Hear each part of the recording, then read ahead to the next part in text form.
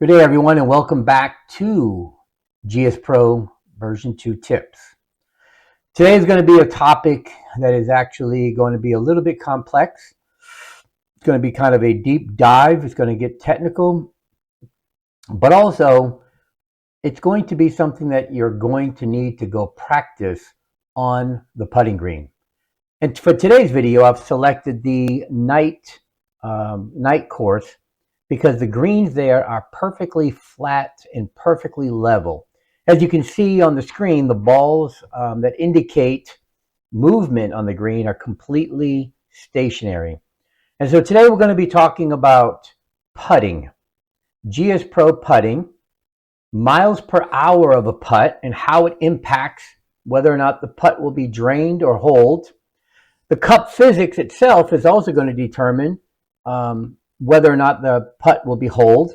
And then lastly, it's going to be, not only is it going to be speed, not even going to be the cup physics, but it's also going to be where in the cup. Are you putting the ball middle cup, or is it going to be a little off the right, a little off left? That's going to impact whether or not the putt drains based on the speed and, of course, the stimp. The stimp is the amount of, how do I want to say this? The stimp is how fast that green is rolling, and it's measured in a 10-foot increment using a stimp meter where the ball is dropped and rolled, and based on the speed that it comes off, which is going to be consistent, how far that ball rolls will determine the stimp. So anyways, let's jump right in, and we're going to look at a chart that is used in GSPro to indicate miles per hour and distance the ball should travel in GSPro. All right, let's get started. So as I said, there's a chart that's going to be used throughout this video to indicate certain things. Currently, I have the game set up to be an 11 stimp, and I have the ball 10 feet away. As you can see, I am a 10-foot putt, and I will show you again. I will not show you again, but I will show you that I am currently using 11 stimp right here, 11 stimp. All right. So that's going to be our focus. So as we look at this chart is going to let us know that at stimp 11, all right, ooh, hold on, let me fix that real quick. At stimp 11, 10 feet, which is 9.9 feet, we're going to have a 4-mile-an-hour putt. 4-mile-an-hour putt right here. Right? So let's give it a try. Let's see what happens at 4 miles an hour. Okay, we have a 10-foot putt. I'm aimed perfectly center. I am going to key in a 4-mile-an-hour putt. I'm aimed perfectly center of the hole, and as you can see, the putt will drop. Now, interestingly enough, because there is a fluctuation, I should be able to take this all the way down to as slow as a 3.8 mile an hour putt, and it barely roll into the front. Additionally, a 5-mile-an-hour putt, 5.1 mile an hour putt, should also drain at its highest speed without popping out over the back. Now, if I change that putt to 5.2 miles an hour, it'll lip out the back and pop right out. Likewise, at 3.7 miles an hour, that same putt is going to die at the hole. So we know we have a range for a 10-foot putt on 11 stimp that the ball speed needs to be traveling 3.8 to 5.1, and that has to be dead center of the cup. Let's change that just slightly to off center of the cup, just ever so much. And now let's go to 4 miles an hour and putt. And we get it in. Now, if we change it back to that same 5.1 that we know will fall at dead center cup, and putt, we end up with a lip out. So as we get off center of the cup physics kick in, and the hole actually gets smaller as we get to the right or left edges. So let's go to 4.8 miles an hour. It also lips out. So when you're off center, 4.7, 4.7 is now the putt that has to go in. Likewise, does 3.8 fall in anymore? Because we're coming into a different side of the cup. Still falls. 3.7 still should come up short. Now if we move off center just a little bit more to the very edge of the cup, and we go with 4.5, we end up holing. 4.6, and of course 4.7. 4.8, and we lip out. All right, see how far I can push this.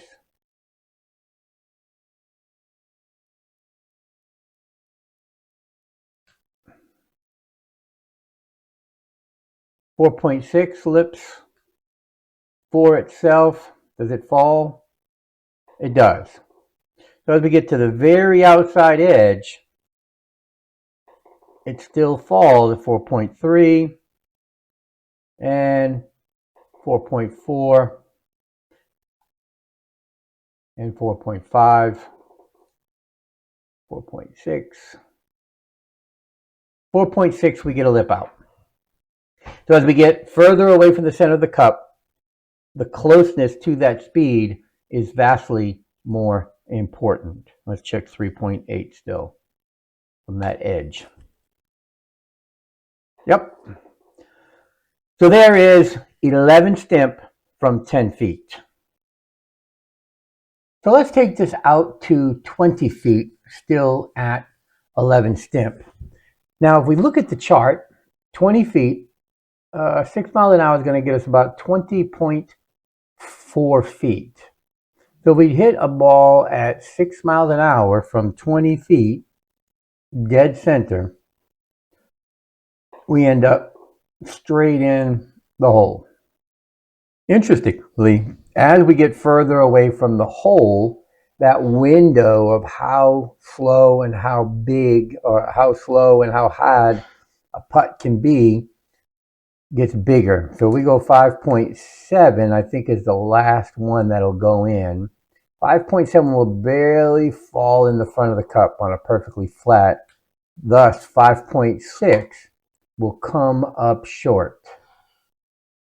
On the other side of things, 7 miles per hour will pop out the back, whereas 6.9 will actually drop straight in off the backboard. So you have a window there, and that's something that you need to be aware of, and that's something that you need to practice. I continue talking about practice, speed control, speed control, speed control, because every single person's mat is going to be different. Everyone's environment is going to be different. Launch monitors are different. The number and the thing that's important to remember here is the ball speed, right? Ball speed is what is important here. Okay, so let's talk about being on a real putting green that has some break to it. As you can see, the break here is going from left to right ever so gently, and the ball is going downhill towards the cup. Now there's what's called the BLI, or the break line indicator. That is the stick that you can see sometimes that you can aim. The thing to note is on the bottom of the stick where it touches the green, you'll see a little teeny white line, or in this case it got a little longer. That's indicating the direction of the break. The longer that white line at the end of that stick, that aim point is, the more break there is. So I can measure the break between the ball, which is a little bit of break going downhill at the ball, all the way to the stick, and it gets to be a little bit more break in these last couple of squares. All right. So now, if I'm going to hit this putt, which is what, 15 feet, 3 down, so that's going to be probably around a 12-foot putt. If I refer back to my chart, a 12-foot putt at 11 stimp is going to be right around 4.5 miles per hour. So let's cue up 4.5 mile an hour putt, and we're aiming at this now stick here, and we take our putt and we drop it in. Now that went a little slow. What if we hit it at the same aim point but at 5 miles an hour? Well, it's going faster, which means I'm going to take some of the break out of the putt. So I need to aim this a little bit closer to the hole in order to sink a putt at 5 miles an hour, the exact same putt. Now, if I decide to go at 5.5 miles an hour, I'm going to have to aim that even closer, if not dead on, to take all of it out, which obviously I missed. But I believe I can drain one at 5.5 if I aim it correctly. All right. You can see that where you aim and the speed of the putt is going to change whether or not that putt is going to drop or not. The closer you get to center of the hole, the more likely you have that putt is going to drop. I don't think I'm going to be able to hit this in the center of the cup, but I think you get the point at 5.5 miles an hour. There we go. Dead center of the cup. And it took a while. But if I read this break correctly and how it's going to go, and at the right speed, which we know for 12 feet is 4.5, we can drop it in the center of the cup every time. Now we take a hole that's a little more dramatic. Let's try and find ourselves a 20-foot putt here. Let's move this ball around till we can get about a 20-footer, right? 18, 19. Actually, I'm going to need about 26 feet to get, we see that's breaking out a little bit more. So if we are here, 28 feet, we have 8 inches down, so at 11 stimp, that's going to be mathematically about 20 feet. And if we look at the break, look at the severity of the break left to right and downhill the whole way. So we're looking at how much break to play, and the speed is necessary on a downhill putt. I'm going to be looking at somewhere around here. And I want the speed of a 20-foot putt here. I look to my chart, and that's 6 miles an hour, right? Let's look at our chart, and we can see that it is 6 miles an hour for 20.4. So somewhere between 5.5 and 6 is what I'm going to need. So let's give that a try and see what we end up here. So let's go with 5.8 to try and putt away. And I didn't give it enough break at all, as you can see, because of a slower putt. Even at 6.5, I don't think I'm going to have enough break. Right? A little better. If I didn't read the putt very well, I didn't read my break line indicator, the BLI, very well at all, right? And I'm still very off on my read. I'm still very off. I'm pretty decent on the speed. And even if I drop it back down to 6, I still need to be well over here in my putt. And even then it's not far enough. I have the speed correct though, as you can see, right? So this is where practicing putt after putt after putt is going to be important, right? Let's just go a little faster. Oh, I hit something very bad there. I accidentally hit 25. Oops. So that's 6.2. That's going to hold that line just enough, maybe 6.3. We'll hold the line and be fast enough to hold the line that I have and go in. So as you can see, the variance in the speed and the break and your aim, just like in real golf, is very important in the process of putting. The faster your putt is coming in, the more center of the cup you need to be in order for the ball to drop into the hole. I hope this little demonstration, the chart, and the various putts and settings, the aspects of putting in the game have been some sort of help to you out there playing GS Pro. You could do me a favor, go ahead and like this video, subscribe down below. Tell others about these videos. If you have any ideas for future videos and going forward, please don't hesitate to drop me a message. Be happy to knock it out. If you have questions, leave them down in the comments below. You can always find me over on Discord, and you hopefully are out there playing one of my courses. Thanks. Until next time.